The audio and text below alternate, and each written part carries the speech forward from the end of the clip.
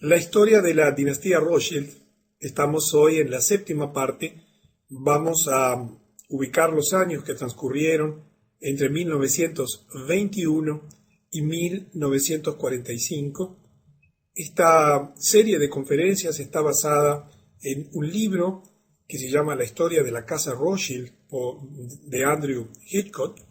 No es un libro fácil de conseguir, el único que conozco está en idioma inglés. No sé si hay traducción, pero bueno, quizás lo puedas conseguir allí en tu país. Habíamos dejado en 1921. Habíamos visto que una de las grandes instituciones creadas a comienzos del siglo pasado, donde la dinastía Rothschild crea una serie de instituciones que van uniéndose cada una de ellas en una especie de operación de pinzas para ir controlando todos los estamentos de la sociedad en todas partes del mundo, fue el control de los medios de comunicación.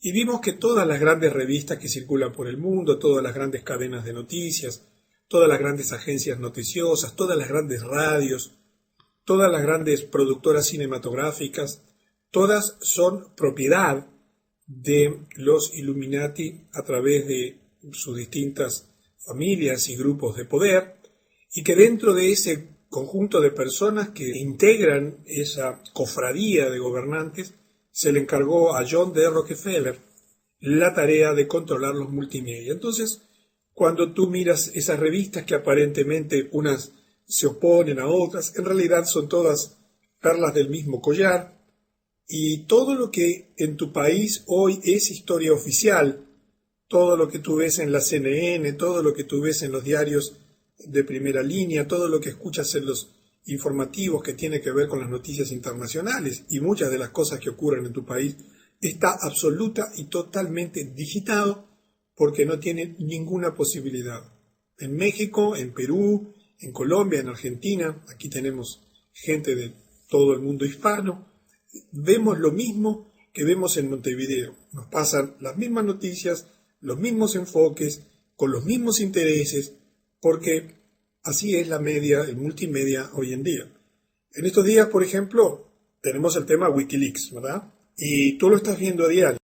Cuando tú ves la CNN atrás de eso, cuando tú ves el BBC News atrás de eso, cuando inunda los titulares de tu diario, tú sabes que están los Illuminati atrás de eso, si no simplemente te lo ocultarían como todas las cosas o la mayor parte de las cosas que te estamos contando por aquí. ¿Quieres saber si algo es verdad? ¿Quieres saber si lo que te están diciendo, la forma en que te lo presenta, es la verdad? Fíjate en la fuente. E inmediatamente, en la medida que estás entrenado, allí tienes ya rápidamente un elemento para averiguar y comprender por dónde vienen los intereses de la información. A partir de allí, por ahora, mientras la Internet es libre, por ahora, no va a faltar mucho para que sea ferozmente censurada, puedes acceder a muchísima información independiente y a todas las fuentes independientes que tú desees y quieras en los diferentes idiomas, porque todo está absolutamente publicado y por eso puedes fácilmente confirmar informaciones, averiguar si es una desinformación o es una información, pero eso da un poquito de trabajo. En 1926, Rothschild & Sons, ustedes saben que los Rothschild habían llegado a fin del siglo XIX siendo dueños de más del 50% de la riqueza mundial, habiendo extendido una amplia cadena de casas bancarias, obviamente en toda Europa, en los Estados Unidos y ya comenzando a extenderse en el Lejano Oriente y en Asia. Financian o refinancian el metro eléctrico de la empresa Ferrocarriles de Londres, que tiene una participación muy importante en el control de todo el sistema de transporte subterráneo de Rothschild.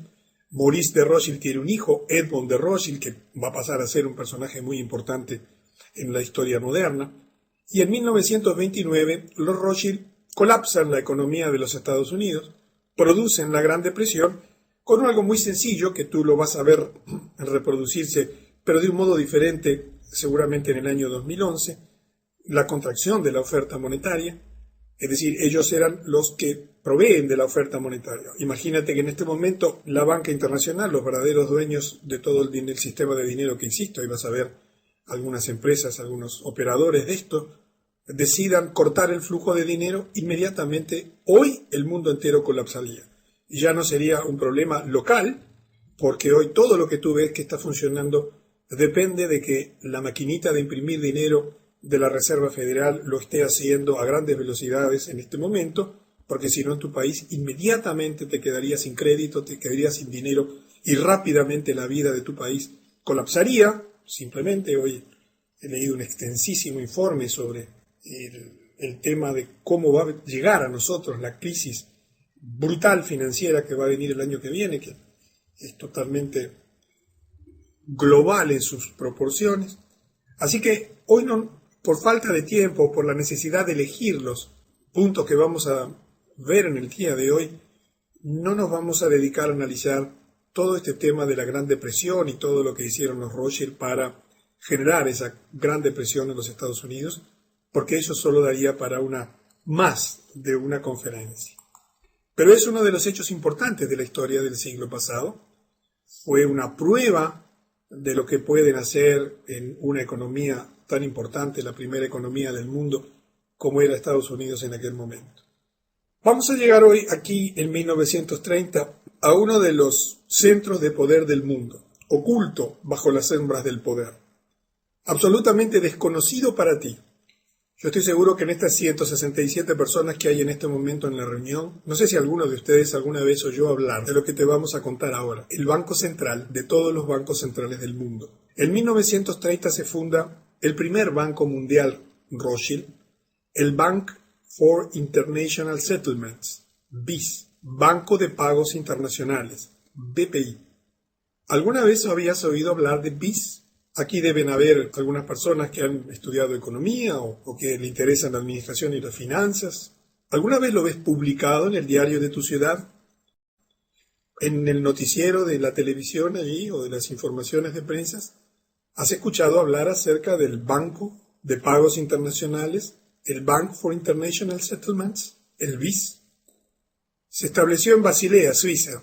Un detalle de este rompecabezas mundial es que todos los centros de poder están ubicados en Suiza.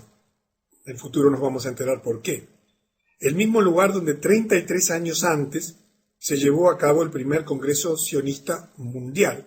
Y como sabes, todo lo que hoy estás viendo y que está ocurriendo tiene como fuente de poder la organización sionista en el mundo. El BPI fue fundado en 1930 y le vamos a dedicar en el día de hoy unos cuantos minutos a este tema, porque este banco está dominando absolutamente las finanzas de tu país y del mundo entero. Los principales actores en la constitución del BPI fueron el gobernador del Banco de Inglaterra, que como sabes, toda la banca inglesa era absolutamente dominada, y lo es hasta hoy, dominada por la Casa Rothschild, Montagu Norman, y así como su colega alemán, Hjalmar Schacht, último ministro de Finanzas de Adolf Hitler. Este señor, Schacht, tuvo una gran virtud.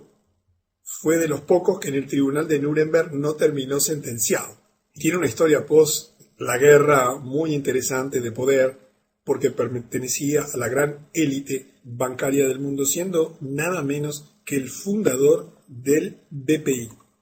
Cuando tú estudias qué es el BPI, a mí se me pone la piel de gallina. Te da miedo por el inmenso poder que acumula. El Banco de Pagos Internacionales es el banco central de los bancos centrales de todo el mundo, con sede en Basilea, Suiza. Es una organización internacional que dice fomentar la cooperación financiera y monetaria internacionales y sirve de banco para los bancos centrales. No rinde cuentas ante ningún gobierno. Es supranacional. Está por encima de quien gobierne tu país y cualquier gobierno del mundo. También presta servicios bancarios, pero solamente a los bancos centrales o a las organizaciones internacionales, como el propio BPI. 10 veces al año, una vez al mes, excepto en agosto y en octubre, un pequeño grupo de hombres bien vestidos llega a Basilea, enfrente a la estación terminal de trenes de Basilea, Suiza. Discretamente se registran en el Hotel Euler. Llegan a esta ciudad de lugares tan dispares como Tokio, Londres, Washington, para la reunión ordinaria del club supranacional más exclusivo, secreto y poderoso del mundo.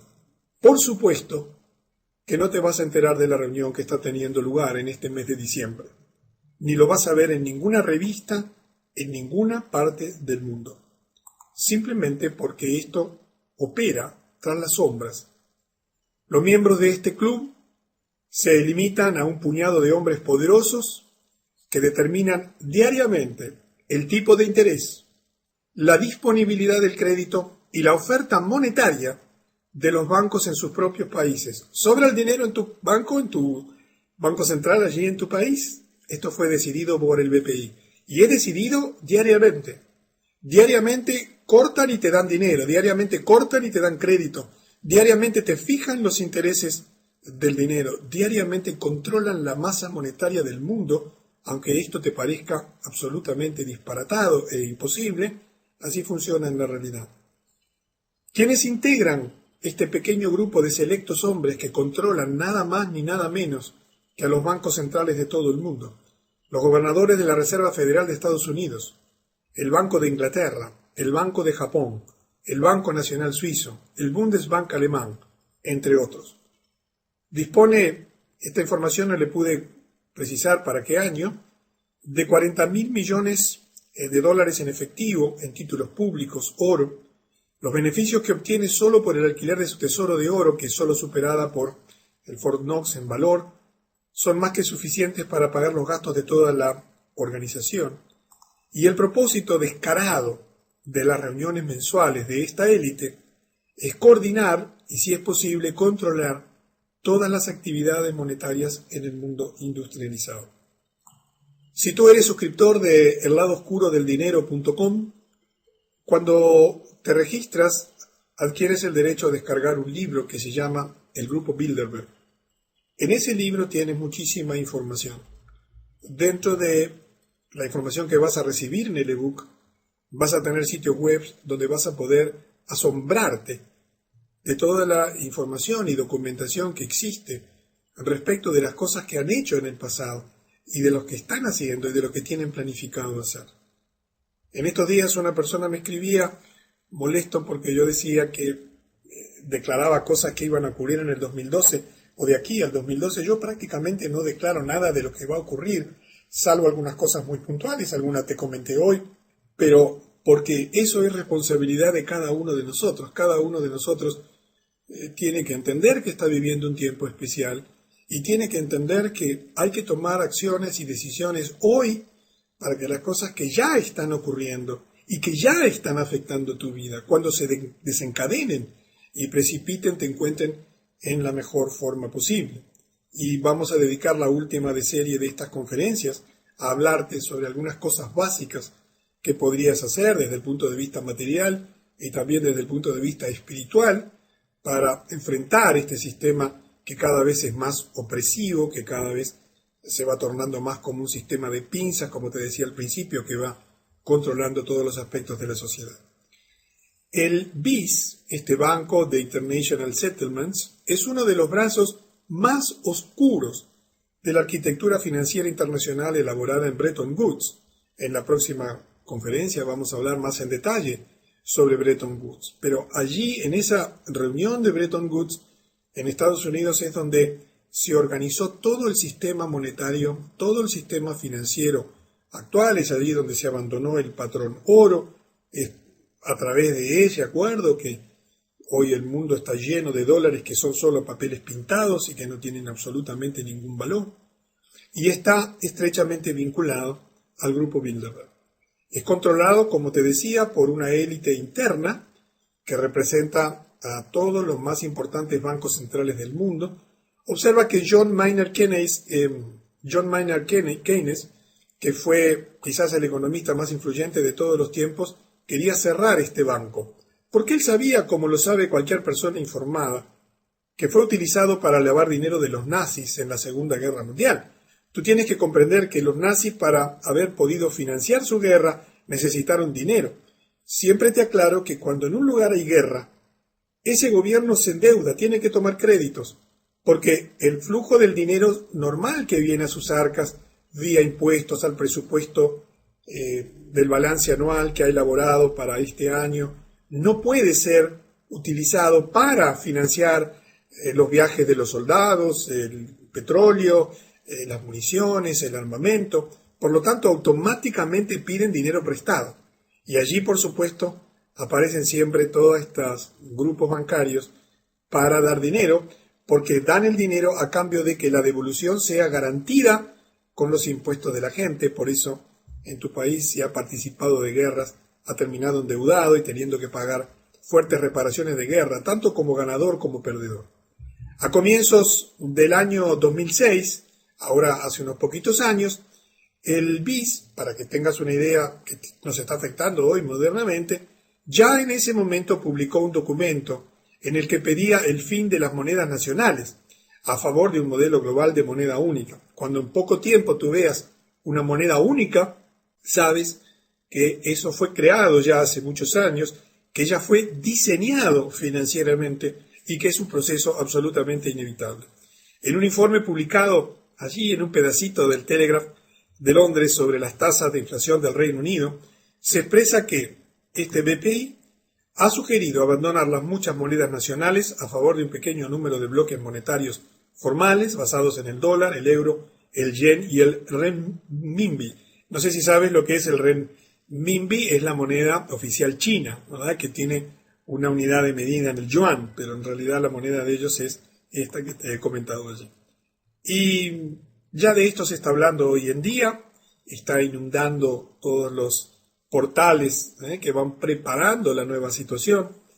En 1900, así que el BIS, del cual nunca habías oído hablar hasta el día de hoy probablemente, es una de las grandes herramientas absolutamente en las sombras que tienen para dominar financieramente lo que ocurre en tu país y en todos los países del mundo. En 1933, Rothschild financia a IBM, quien comienza a proveer a Alemania de las máquinas de tarjetas perforadas necesarias para ayudar a organizar y gestionar la identificación inicial y la expulsión social de los judíos, la confiscación de sus bienes y su exterminio. Yo he evitado expresamente incluir aquí todas las cosas que explicaron el porqué, todos los acontecimientos desde el punto de vista económico, que explicaron el porqué de lo que pocos años ocurriría después de la Segunda Guerra Mundial, para limitarme a los hechos exclusivamente financieros y, bueno, haciendo, como te decía al principio, una muy escueta selección de las muchas cosas que ocurrieron en estos años. Thomas Watson, que fue el fundador de IBM, aceptó en junio de 1937 una distinción que se volvería en su contra, una medalla que Adolf Hitler creó para extranjeros que demostraron ser dignos del Reich alemán. Rebosante de esvásticas y águilas, la medalla confirmaba la contribución de IBM a la automatización de la Alemania nazi. En aquel momento Alemania era el segundo cliente de la IBM, después de los Estados Unidos. Los historiadores han documentado ampliamente cómo la tarjeta perforada de IBM, precursora de las computadoras, desempeñó un papel importantísimo en áreas que iban desde la puntualidad de los trenes alemanes hasta el programa de rearme de Hitler, pasando por los datos de censos que constituían en aquel momento un elemento clave para la política racista nazi. ¿Qué quiero darte a entender? ¿Qué queremos darte a entender a través de esto? Nada pudo haberse hecho por parte de Hitler y todo el esquema nazi sin el apoyo de las grandes corporaciones internacionales, sin el financiamiento de los grandes bancos internacionales para todo su proyecto de hegemonía mundial, porque ningún país puede hacerlo modernamente. En 1933, también en ese mismo año y bajo el gobierno de Roosevelt, se firma la Orden Ejecutiva 6102. Tú sabes que en Estados Unidos las leyes tienen una expresión numérica junto con unas letras, y se exigía a los ciudadanos de los Estados Unidos a entregar a más tardar el 1 de mayo de 1933 todo el oro en su poder. Te aclaro que Estados Unidos no estaba en guerra, ni había ninguna situación de emergencia. Sin embargo, salvo una pequeña cantidad de monedas de oro, deberían entregarse todos los lingotes de oro y certificados de oro de su propiedad a la Reserva Federal, al cambio de $20.67 por onza Troy. Imagínate que en tu país, hoy, el gobierno firma una orden ejecutiva y mañana lunes te enteras de que tú y tu familia tienen que entregar todo el oro que dispongan, salvo una muy pequeña cantidad, a no el gobierno de tu país. Porque tú sabes que la Reserva Federal no es parte del gobierno de los Estados Unidos. La Reserva Federal es quien gobierna, pero es una entidad privada. Esa entidad privada recibió una inmensa cantidad de oro. Por supuesto, muchas familias, especialmente las adineradas y todas aquellas que tenían acceso a esta información previamente, ya habían transferido sus ahorros en oro a otros países. En el marco de la ley Comerciando con el Enemigo, que es una ley, un acta patriótica que había en ese momento, que impedía hacer negocios con los alemanes, se castigaba con una multa de hasta $10.000. Al valor de hoy serían $167.700, ajustados por la inflación, o hasta 10 años de prisión, o ambas cosas. Estas son muchas de las cosas que han ocurrido en la historia, que han enriquecido ferozmente a la Reserva Federal. El precio del oro para las transacciones internacionales fue fijado a partir de entonces por la tesorería en $35 la onza, $587 a valor del 2010. Con el beneficio, con esa diferencia de beneficio, pagando 20,87 y quedándose con algo que inmediatamente, porque ellos fijan el valor del oro, de los intereses y demás, el gobierno constituyó un fondo de estabilización de intercambio que se creó por la Ley de Reserva del Oro en 1934.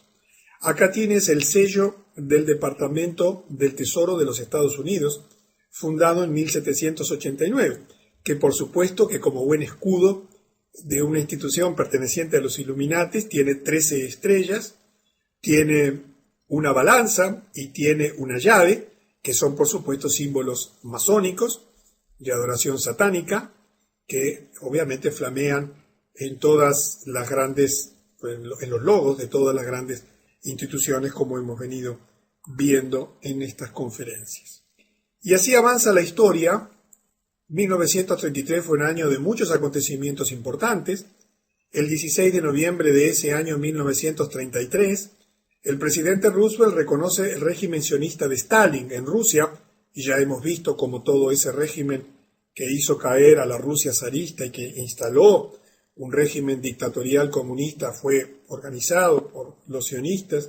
Ya hemos visto la lista de los nombres de todos los fundadores, que eran todos judíos, sionistas, judíos askenazí, sin consultar con el Congreso. Es decir, que Roosevelt ese día reconoció al régimen. Es como si en tu país el presidente reconozca a un Estado sin informarle al Congreso cuando esto es requisito.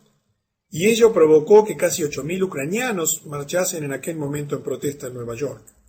También este año, en 1933, ocurre algo extraordinario. El presidente Roosevelt imparte la orden de incluir en cada billete dólar, en el que tú tienes allí en tu bolsillo o en tu casa, el ojo que todo lo ve, junto con el lema Novus Ordo Seculorum, nuevo orden de los siglos o de las eras. Y vamos a detenernos unos minutitos en analizar todos los símbolos masónicos y cabalistas que existen en el dólar. En realidad no son todos, porque hay más, pero hemos seleccionado de alguna imagen que hemos encontrado en Internet los más importantes. Comenzando desde la parte superior y de izquierda a derecha, tú ves una frase que dice Anuit Coeptis. Anuit Coeptis quiere decir se anuncia la concepción. ¿La concepción de qué? De un nuevo mundo, de un nuevo orden mundial. Aparece en la torre de la punta de la pirámide, pero separada de la pirámide, no como parte de ella, el ojo que todo lo ve, el gran arquitecto, Lucifer, que tú sabes que es una deidad que representa la luz en la tradición oculta y esotérica. Luego tienes en la parte inferior de la pirámide, en ese arco, allí abajo la expresión Novus Ordo Secolorum, Nuevo Orden Mundial. Del lado derecho, en la imagen de la derecha, tienes la expresión E Pluribus Unum, de muchos uno. Luego tienes una cantidad de estrellita, por supuesto 13 estrellas iluminadas, que fueron además las 13 colonias originales iluminadas. Yo no sé si sabes que aquí en Uruguay, nuestro país fue liberado por los 33 orientales. No fueron 34 ni 31, ¿sí? El 25 de agosto de cada año nosotros celebramos la independencia que fue lograda por 33 orientales, porque por supuesto todos los libertadores y todos los movimientos emancipadores fueron masones en todos los países de América. En la pirámide que tienes allí tienes 13 hileras de piedras, también representando las 13 colonias norteamericanas originales. La base de la pirámide tiene 72 piedras, porque en la Cábala, que es otro de los orígenes de toda esta ideología y simbología, la Cábala judía, hay 72 poderes registrados. Del lado derecho tienes allí una espiga, creo que sí que es una espiga, no estoy seguro, son hojas. Allí tienes, cuenta, en la 13 hojas, pero además la cola de esa ave, que no es un águila, sino que es el ave fénix, mucha gente cree que eso es un águila, tienes 13 plumas en la parte inferior. Y además hay 13 flechas, y son los distintos poderes poseídos por las 13 colonias. Y perdón, allí estaba refiriéndome a las flechas, las hojas y las hayas. Las plumas son 9 que están en la cola del ave fénix, porque son las 9 esferas de ascensión hacia el estado iluminado. Todos los billetes de dólar están llenos de símbolos esotéricos. Hay más.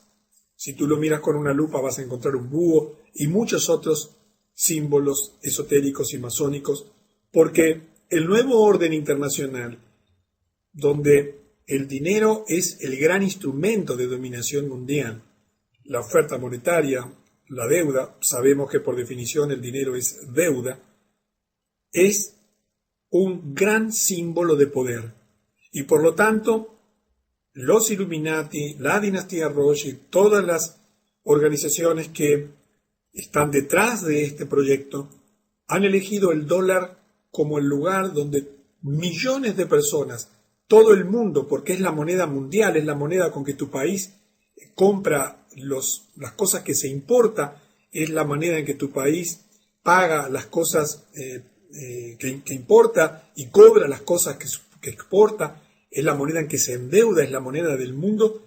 Todo tu país está absolutamente lleno de símbolos masónicos, no solamente en las estatuas y monumentos, sino también y fundamentalmente en la moneda en la cual se realizan las transacciones internacionales. En 1934 se reforman las leyes del secreto bancario. Quiero que sepas que el secreto bancario que tú conoces hoy internacional desde Suiza fue creado también en Suiza por la banca Rothschild en 1934 y se convirtió en ese momento por ley en un delito violar el secreto bancario por parte de un funcionario de estos bancos con pena de prisión. En mi país hay secreto bancario y quien lo viola también se expone a fuertes sanciones de la ley. El secreto bancario solo puede ser levantado a través de decisiones judiciales. Esto se hizo por parte de la ingeniería financiera Rothschild. ¿Pero por qué? Porque tenían por delante la Segunda Guerra Mundial. Ellos ya estaban en el conocimiento pleno de que los medios de información comenzaban a ser muy accesibles a la gente y tenían que tener mucho control sobre las filtraciones, porque ellos, que ya tenían preparada la Segunda Guerra Mundial, como lo sabemos desde el siglo pasado por documentos que hemos visto en conferencias anteriores, ellos financiarían a ambos lados del conflicto, como lo hicieron siempre en todas las grandes guerras de la humanidad, porque de ese modo siempre se aseguraban el control total, no solo durante la guerra, sino fundamentalmente después de ella. Y en ese momento también muere Edmond de Rothschild, que en toda esta historia había jugado un papel central. Suiza es el centro de poder donde se crea la legislación internacional. Allí tienen su centro de poder todos los grandes bancos internacionales, las Naciones Unidas, en fin, todos los grandes centros de poder mundial nacen legalmente en Suiza porque es el lugar que ellos eligieron desde siempre, lo han mantenido como país neutral, no es casualidad, lo han mantenido como país neutral porque tenían que separarlo siempre de la guerra, los ejércitos en pugna no podían atacar este país o intentar dominar este país, tenían que respetar su neutralidad, debido a que si no les eran quitado la financiación. Y en 1939, IG Farben, un gran complejo multinacional alemán, el principal productor de productos químicos, todas las grandes compañías, la Big Pharma internacional, Bayer y demás, tiene su origen en esta gran compañía, que era el principal productor de productos químicos en el mundo. Allí fueron a parar todos los ingenieros químicos nazis y todos los grandes científicos nazis. Después fueron contratados rápidamente por esta multinacional que tenía que seguir produciendo. Era también el primer productor alemán de acero, que aumentó dramáticamente su producción. Ese aumento de la producción se utilizó casi exclusivamente para armar a Alemania en la Segunda Guerra Mundial. Por supuesto, una empresa controlada por los Rothschild, que pasaría a utilizar judíos y otros pueblos desplazados como esclavos en los campos de concentración. Y esta fábrica, por ejemplo, fue la que creó el letal gas Ciclón B, que se dice que fue utilizado en las cámaras de gas. El 1 de septiembre, la Segunda Guerra Mundial comenzó con la invasión alemana a Polonia.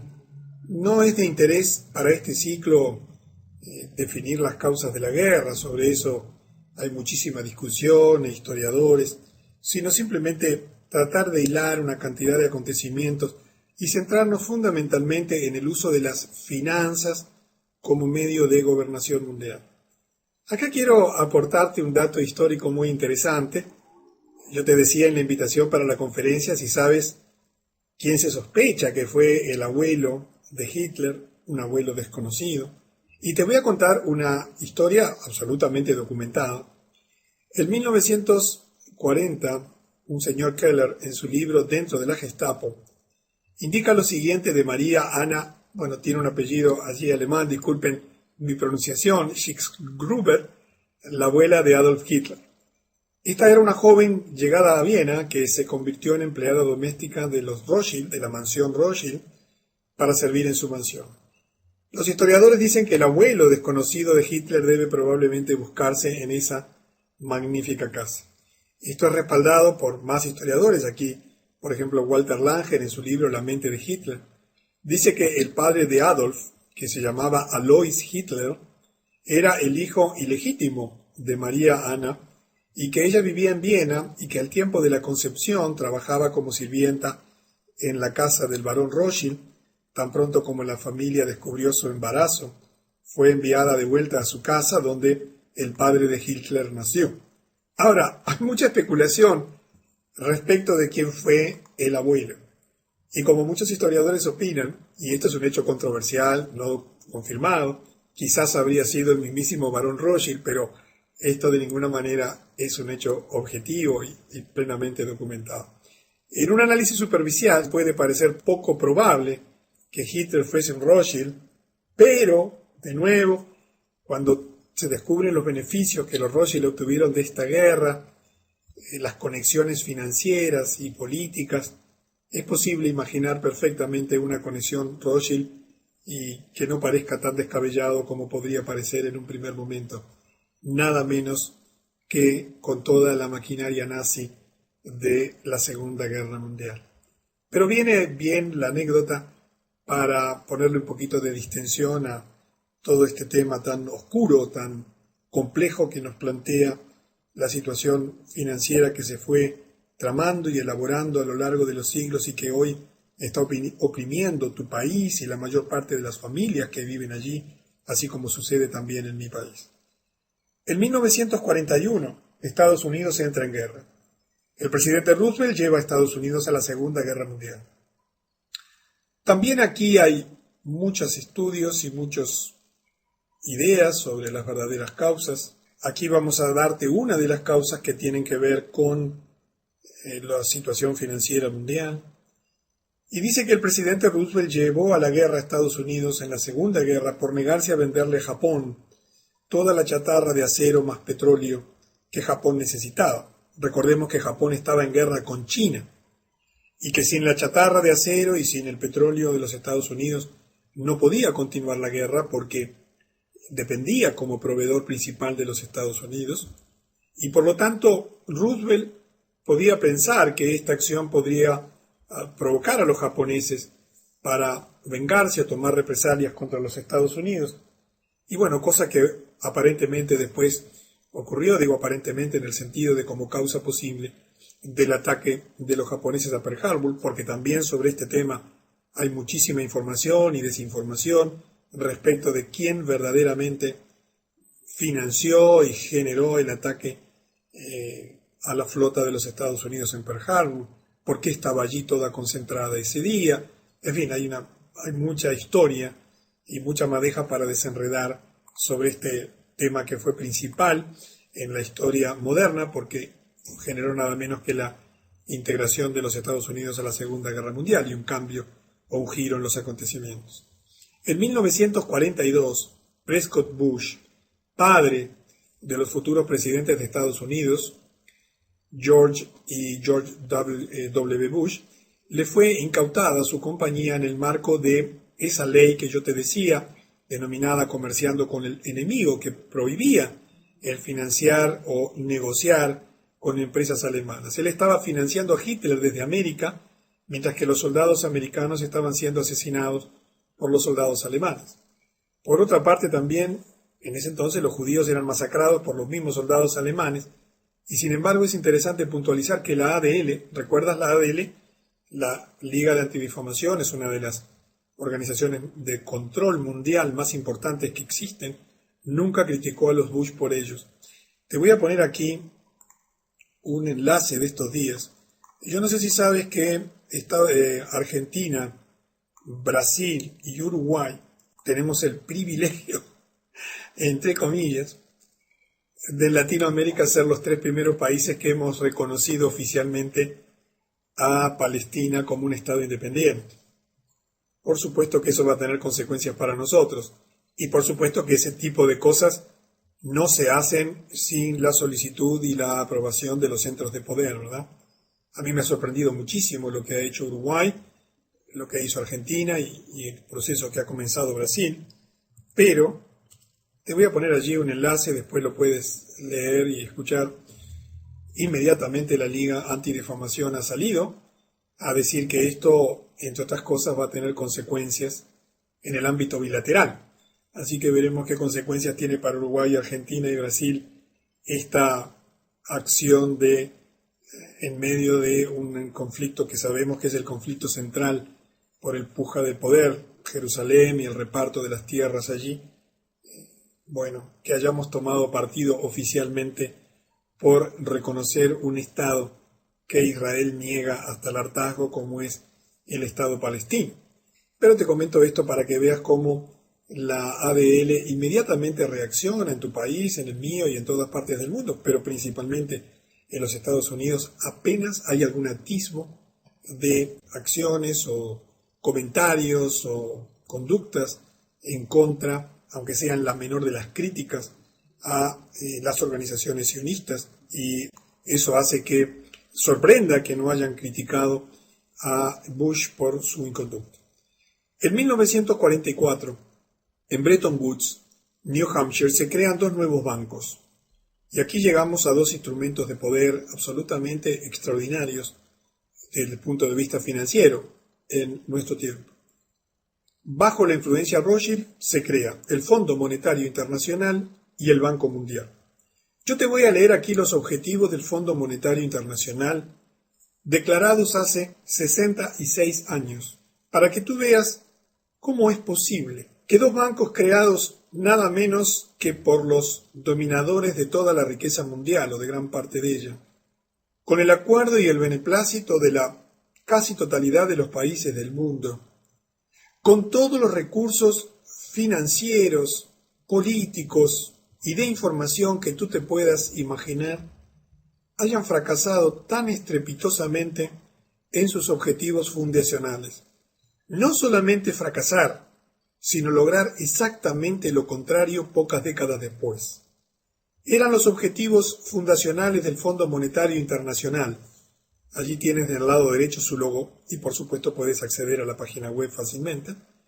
Promover la cooperación monetaria internacional a través de una institución permanente que proporcionaría un mecanismo de consulta y colaboración en materia de problemas monetarios.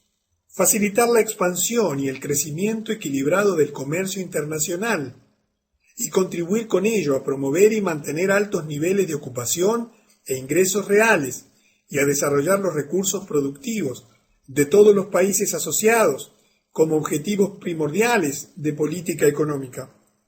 Si no te lo tomas en gracia, realmente es una tragedia mundial. 3. Promover la estabilidad de los cambios. Asegurar que las relaciones cambiarias entre sus miembros sean ordenadas y evitar las depreciaciones con fines de competencia. 4. Ayudar a establecer un sistema multilateral de pagos para las operaciones en cuenta corriente efectuadas entre los países y a eliminar las restricciones cambiarias que pudieran estorbar el crecimiento del comercio mundial. 5.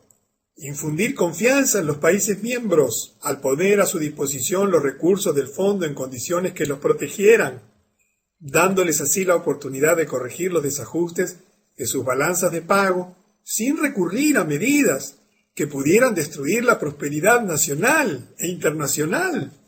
6. Como consecuencia de la función anterior, reducir la duración y la intensidad del desequilibrio de las balanzas de pago internacionales.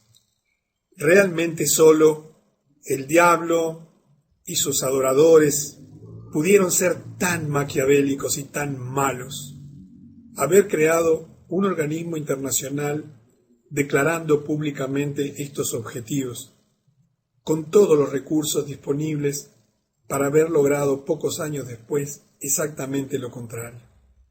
Quiero que entiendas que lo que está pasando en tu vida y en tu país ha sido absolutamente diseñado por los centros de poder, que se ocultan bajo una apariencia de corderos, de buenas intenciones, pero que en la realidad son verdaderamente diabólicos y demoníacos. El Banco Mundial, abreviado como BM, en inglés World Bank, es uno de los organismos especializados de las Naciones Unidas, por supuesto como el Fondo Monetario, que se define como una fuente de asistencia financiera y técnica para los llamados países en desarrollo. Su propósito declarado, yo quiero que adviertas el propósito de este banco.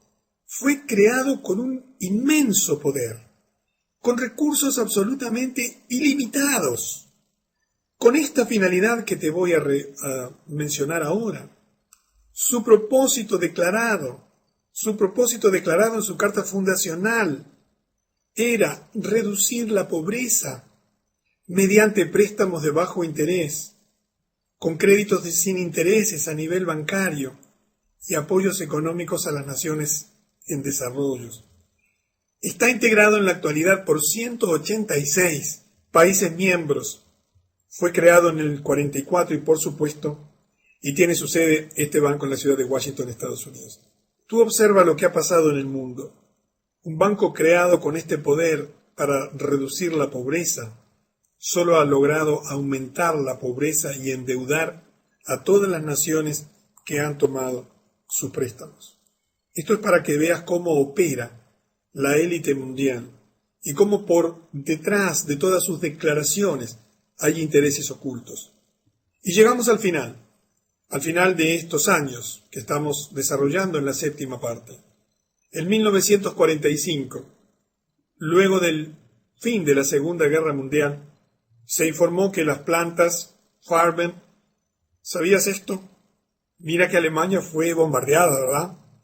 Sin embargo, no fueron específicamente atacadas en los bombardeos sobre Alemania. es interesante que se encontró que solo sufrieron un 15% de daños. Los tribunales que se celebrarían luego de la Segunda Guerra Mundial para investigar los crímenes de guerra nazis censuraron todo material con registros de la asistencia occidental a Hitler. Nada vino a la luz. Pero nos vamos a detener en el último gran acontecimiento de este periodo, que ha cambiado profundamente la historia de la humanidad, y que es que en ese año los Rothschild dieron un paso gigantesco hacia su objetivo de dominar el mundo. Tú recuerdas ya cuando en 1800 y pico, en el Congreso de Viena de 1822, intentaron crear el primer banco central en Alemania. Tú recuerdas cómo ya durante el siglo XIX se había intentado crear una primera organización mundial política de países. Recuerdas cómo cuando al final de la Primera Guerra Mundial fue creada la Liga de las Naciones, que tuvo un periodo muy cortito, pero ahora sí, en el fin de la Segunda Guerra Mundial, logran crear su gran instrumento de control político a nivel mundial, las Naciones Unidas. Las Naciones Unidas hoy tienen el control de lo que ocurre en el Ministerio de Salud de tu país, en el Ministerio de Defensa, en la educación de todos los organismos de enseñanza que existen en tu país. Tiene bajo el control la producción de alimentos. Vamos a hablar extensamente en la próxima reunión sobre el tema de las Naciones Unidas, porque esta es la pieza que ha venido a cerrar el círculo de poder por parte de los grandes financistas internacionales de todas las cosas que están ocurriendo en el mundo. En la octava parte de la dinastía Rothschild nos vamos a encontrar para abarcar acontecimientos ya mucho más cercanos a nosotros. Te sorprenderás de las cosas que también vas a escuchar y que ocurrieron en la octava parte de la dinastía Rothschild.